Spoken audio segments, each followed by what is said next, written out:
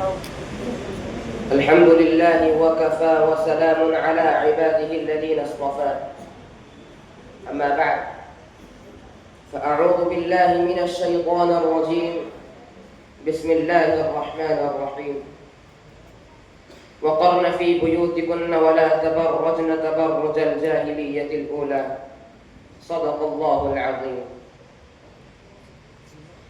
محترم سامعین کرام اور معزز علماء کرام، آج ہم اور آپ ایک دینی اخوت اور دینی و ایمانی جذبات کے ساتھ حاضر ہوئے ہیں۔ مقصد صرف اور صرف رضا الہی اور عمل صالح والی زندگی کے لیے روشنی حاصل کرنا ہے۔ اگر مقصد یہی ہے اور ہونا بھی یہی چاہیے تو پھر دعا کیجیے کہ اللہ تبارک و تعالی قبول فرمائے۔ آج کا میرا عنوان ایک ایسا عنوان ہے جس کی ضرورت ہے۔ یہ عنوان نہ سیاست سے متعلق ہے، نہ خطابت سے متعلق ہے، نہ امامت سے متعلق ہے، بلکہ آج کا میرا عنوان فحاشی اور عریانیت کے متعلق ہے۔ او چمنستان انعامی کے غیور نوجوانوں، آج کا ہمارا جلسہ نشان حق پر ہے۔ آج پورے طرف باطل کی نشانیاں چلتی پھرتی نظر آتی ہے، زمین روتی ہے، آسمان بلکتا ہے، فضا ماتم بناتی ہے کہ آج مسلمانوں کو کیا ہو گیا۔ آج پورے طرف سوائے باطل کے، سوائے شرارتوں کے، سوائے فحاشی کے کوئی بات نظر نہیں آتی۔ آج چاروں طرف باطل ہی باطل نظر آتا ہے، سر سے لے کر پاؤں تک باطل ہی باطل نظر آتا ہے۔ سڑکوں پر جا کر دیکھو تو مسلمان کی عورتیں بے پردہ ہو کر باطل کا نشانہ بنتی ہوئی نظر آ رہی ہے۔ سڑکوں کے کنارے پر جا کر دیکھو، سینما کے بڑے بڑے بورڈ امت محمدیہ کا منہ چڑھا رہے ہیں کہ تم آئے کس لیے تھے اور کر کیا رہے ہو۔ ہوٹلوں میں جا کر دیکھو، ٹی وی پر ناچ ہو رہا ہے اور چھوٹے چھوٹے سینما مسلمان کے ایمان کو خراب کرتے ہوئے نظر آ رہے ہیں۔ مسلمان کے محلوں میں جا کر دیکھو، غربت سسک رہی ہے، مالدار کا کتا کمبل میں سو رہا ہے، دنیا کے اعلیٰ ترین انجیکشن لگا رہا ہے، غریب کا بچہ ماں کی گود میں تڑپ تڑپ کر مر رہا ہے۔ بینکوں میں جا کر دیکھو، سود کا باطل نظر آئے گا۔ تجارت کے بازار میں جا کر دیکھو، سود کا باطل نظر آئے گا، ملاوٹ کا باطل نظر آئے گا، نفع خوری کا باطل نظر آئے گا۔ عدالتوں میں جا کر دیکھو، ظلم کا باطل نظر آئے گا، شکست کا باطل نظر آئے گا۔ حکومتوں میں جا کر دیکھو، تم کو وہاں بزدلی اور بدکاری کا باطل نظر آئے گا۔ بعض گھروں میں جا کر تم دیکھو، تم کو وہاں فحاشی اور بدکاری کا باطل نظر آئے گا۔ تم کو مسلمان ننگے نظر آئیں گے جو اللہ کے عذاب کو دعوت دے رہے ہیں۔ جاؤ، جس طرف بھی جاؤ باطل ہی باطل نظر آتا ہے۔ آج مسلمان نوجوان نے اپنے بدن پر جنس پہن لی ہے، اپنے سر پر شیطان کا گھونسلہ رکھ لیا ہے، اپنے چہرے سے داڑھی ہٹا لی ہے، سود یہ کھاتا ہے، رشوت یہ لیتا ہے، بزدلی یہ کرتا ہے، بدکاری یہ کرتا ہے، اپنی بہنوں کے پیچھے سیٹیاں بجاتا ہوا یہ گھومتا ہے، جھوٹ یہ بولتا ہے۔ یہ یورپ کا پجاری کب اسلامی حکام پر عمل کرے گا؟ یہ امریکہ کا پجاری کب داڑھی رکھے گا؟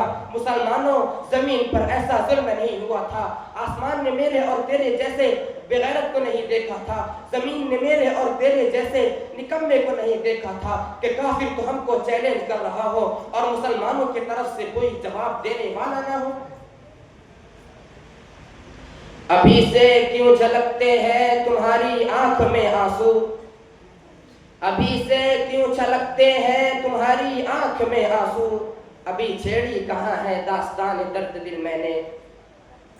اے 21ویں صدی کے مسلمانوں، قرآن تو ہم کو مومن کہتا ہے، قرآن تو ہم کو صادق کہتا ہے، قرآن تو ہم کو مجاہد کہتا ہے، قرآن ہم کو بہترین امت کہتا ہے۔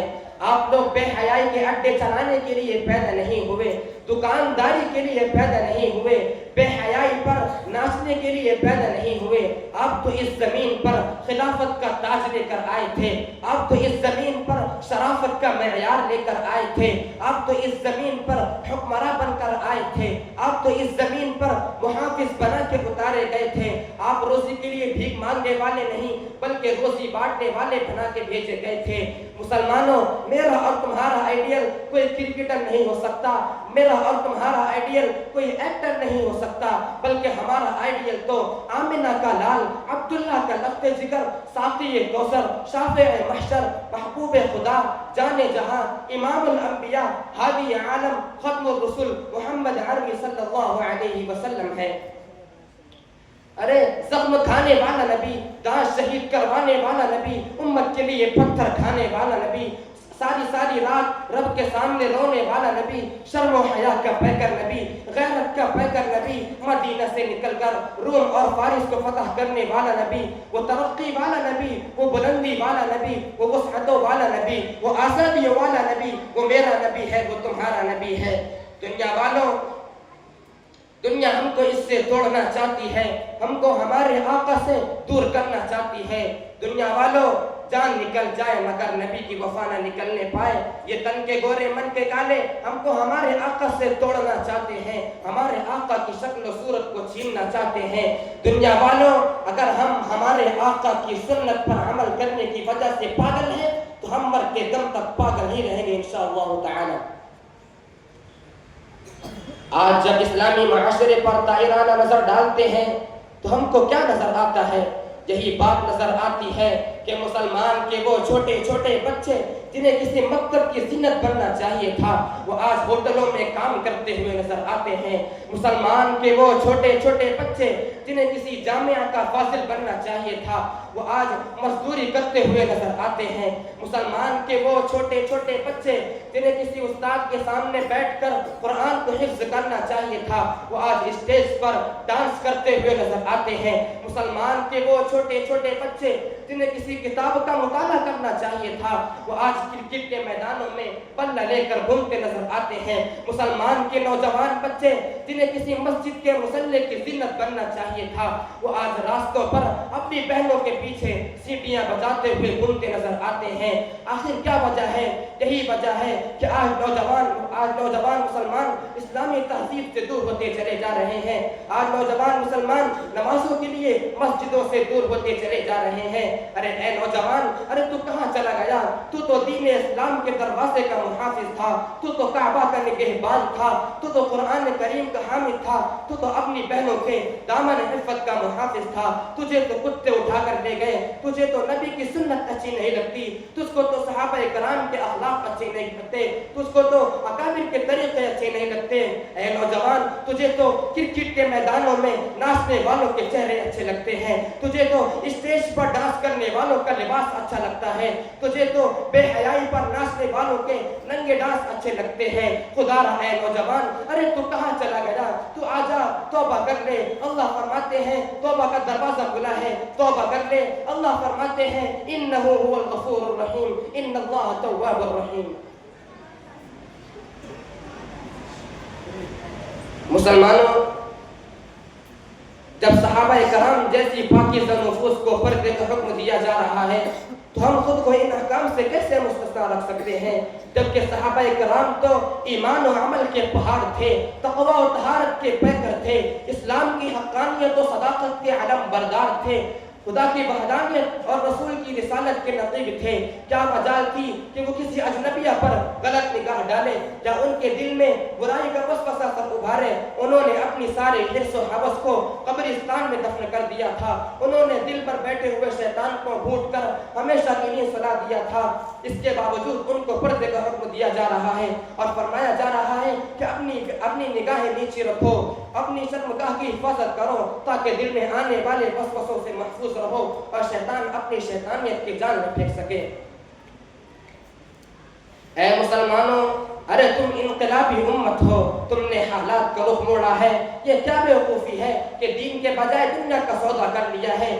قیادت کے بجائے محکومیت کو قبول کر لیا ہے، عزت کے بجائے ذلت کا لبادہ اوڑھ لیا ہے۔ تم اپنے اندر شان فاروقی کیوں نہیں پیدا کرتے؟ تم اپنے اندر روح بلالی کیوں نہیں پیدا کرتے؟